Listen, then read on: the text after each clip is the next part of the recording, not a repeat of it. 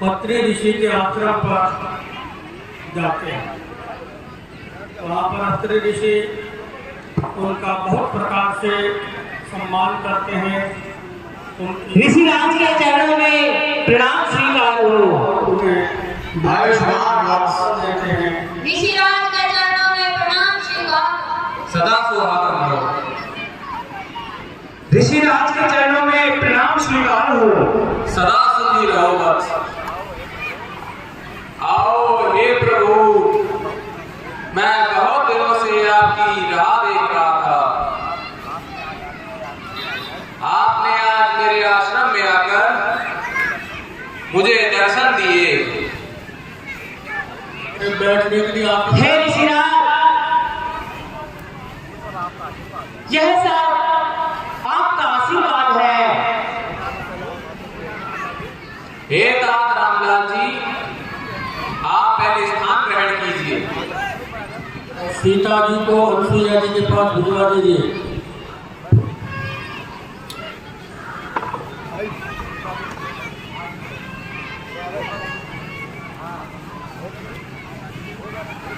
हे वत्स, माता अनसुईया के पास सीता देवी को छोड़ दो।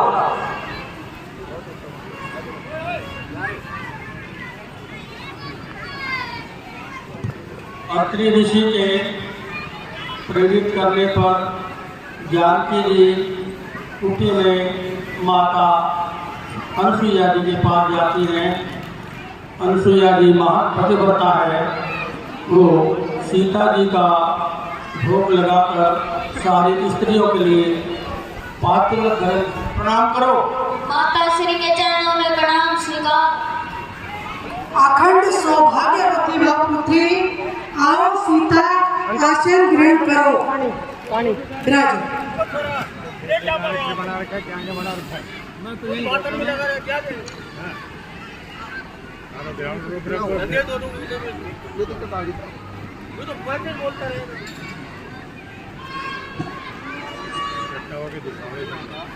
हे माता, आपको गृहस्थ जीवन का काफी अनुभव है। मुझे भी कुछ शिक्षा दीजिए। हाय पुत्री सीता, वैसे तो आप स्वयं जगदम्बा का स्वरूप है, लेकिन आपने गृहस्थ का उपदेश सुनने की इच्छा प्रकट की है, तो आप सावधान पूर्वक होकर सुने। मैं आपको उपदेश देती हूँ। हे पुत्री, प्रत्येक स्त्री को अपने पति के श्री चरणों में ध्यान रख करके एक व्रत और एक नियम, एक ध्येय रखते हुए अपने पति की सेवा करनी चाहिए। माता पिता भ्राता हितकारी, नित्य प्रदिशा सुने राजकुमारी,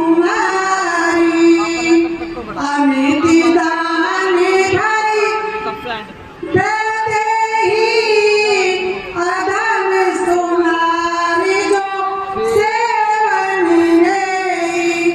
हे राजकुमारी, हे पुत्री सीता, आप सुनिए। वैसे तो माता और पिता, भ्राता सब सुख देने वाले होते हैं, लेकिन एक सीमा के अंदर ये सुख प्रदान करते हैं। और हे पुत्री सीता, लेकिन पति एक असीम आनंद प्रदान करने वाला होता है। जो अधम नारी होती है वो पति की सेवा नहीं करती है। धीरज धारण नेत्री अरुणारी, आपत्ति काले पर रखिए चारी। हे पुत्री सीते, धैर्य, धर्म, मित्र और स्त्री, इन चारों की विपत्ति काल में ही परीक्षा होती है। हे पुत्री, इस संसार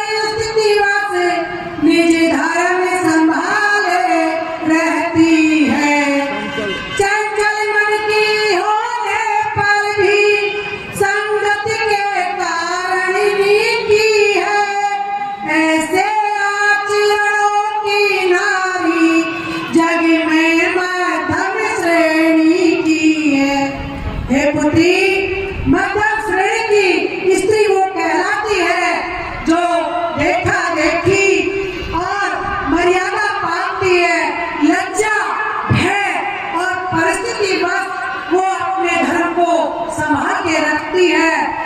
उसका मन चंचल होने के बाद भी वो संगति अच्छी में रहने के कारण वो अच्छा सदाचरण करती है। इससे नीची नारी वो निकृष्ट जग के बीच, जाति वर्ण कुल जन्म को कलंकित करती नीच। नारी का पतिवंचक होना दोनों ही जगह बिगड़ना है। इस जग में लोग हंसाई है, उस जग में नरक यातना है। हे पुत्री, नीची स्त्री के बारे में ऐसा बताया गया है कि वो अपने कुल को कलंकित करती रहती है। जो स्त्री अपने पति के साथ धोखा करती है, विश्वासघात करती है, वो स्त्री का इस संसार में कहीं भी भला नहीं होता। इस लोक और परलोक में दोनों ही जगह उसका निंदा होती है। इस जग में जग हंसाई होती है और परलोक में भी नरक यातना उसको भोगनी पड़ती है। हे पुत्री, मैंने इस तरह से इन नारियों के बारे में आपको अपनी बात बताई थी। प्रत्येक स्त्री को, हे पुत्री, कर्तव्यों का सधर्म पालन करते हुए और अपने पति और कुल की मर्यादा को ध्यान में रखते करके अपना जीवन धर्म निभाना चाहिए और एक निष्ठ होकर के अपने कुल की मर्यादा को रख के पति की सेवा करनी चाहिए। हे पुत्री, मैं आपको बताना चाहती हूँ कि मैं अपनी दृढ़ दृष्टि से देख रही हूँ कि स्त्री पतिव्रत धर्म करने के लिए जब आपका स्मरण करेंगी तो उनका पति धर्म बहुत ही सफल हो जाएगा। इस तरह से मैंने आपको ये सब बातें अपनी ओर से बताई है। हे पुत्री, इस धर्म के अलावा भी, पतिव्रत धर्म के अलावा भी एक धर्म और है जिसके बारे में, गृहस्थ धर्म, उसके बारे में मैं भी आपको बताना चाहती हूँ। परिलोक की दृष्टि से उच्च धर्म पतिव्रता को समझा जाता है, पर जग में उससे भी ऊंचा शिशुपालन धर्म कहता है। संतान हेतु ही होती है भूतल पर सृष्टि नारी की। हे प्रकृति पापिनी पड़े नहीं जो इस पर दृष्टि नारी की। हे पुत्री, वैसे तो इस जग में पतिव्रता के साथ साथ अपने बच्चों का, गृहस्थ का पालन करना चाहिए। यही एक स्त्री का जग में धर्म है। मैंने इस तरह से आपको अपने उपदेश आपको दिया है, आप इसको हृदय में धारण करें और आप साक्षात लक्ष्मी का स्वरूप है, साक्षात जगदम्बा का स्वरूप है। हे पुत्री, मैं आपको मेरे पास जो कुछ आभूषण और वस्त्र उपहार समेत मुझे देवता और देवगणों से मिले थे, मैं आपको उसको सौंपती हूँ। आप उन्हें धारण करें। ये वस्त्र और ये आभूषण कभी भी निर्मल, हमेशा निर्मल रहते हैं, कभी गंदे नहीं होंगे, कभी मलिन नहीं होंगे। और आप इनको धारण करेंगी तो मुझे भी सुख मिलेगा और राम को भी सुख मिलेगा। इस वस्त्र और आभूषण के धारण करने से आप हमेशा युक्ति दिखेगी और राम को भी सुख मिलेगा। बहुत अच्छा माता श्री, मैं धन्य हुई। अपने पन्नू ले लिया। माता अनसुईया सीता जी को शिक्षा प्रदान करती हैं और चूंकि पति उनके वनवासी वस्त्र में हैं, इसलिए सीता जी को भी ऐसे दिव्य वस्त्र प्रदान करती हैं। माता श्री के चरणों में प्रणाम स्वीकार। अखंड सौभाग्यवती भक्ति और मैं बड़ी संतुष्ट हुई कि आपने उस महल को और बंधुओं को उन्होंने हमारा स्वीकार किया। दिव्य वस्त्र प्रदान करने के बाद अत्रे ऋषि से आज्ञा लेकर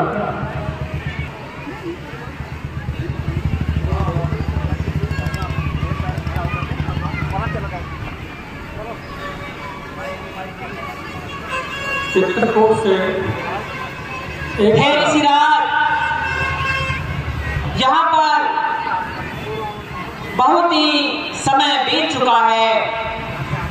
अब हमें आगे का रास्ता बताइए। जिस उद्देश्य से हमारा वन आगमन हुआ है, वह कार्य भी हमारा सफल हो जाए, ऐसा आप हमें आगे का रास्ता बतलाइए। हे रामलाल जी, मेरी ऐसी इच्छा तो नहीं थी कि मैं आपको भेजूं। जब से आप मेरे आश्रम में पधारे हैं, तब से मेरा मन प्रसन्नचित्त रहता है।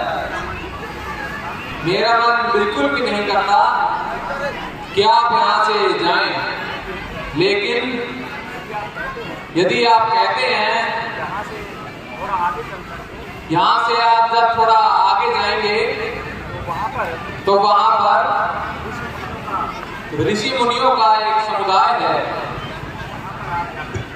वहां पर आप जाकर के अपना समय व्यतीत करें, उनके साथ संकीर्तन करें और वहीं से ही आपके उद्देश्य की पूर्ति होगी। बहुत अच्छा ऋषिराज, हम ऐसा ही करेंगे। अब हमें आगे की जाने की आज्ञा दीजिए। ऋषिराज के चरणों में प्रणाम स्वीकार हो। आयुष्मान रहो। ऋषिराज के चरणों में प्रणाम स्वीकार।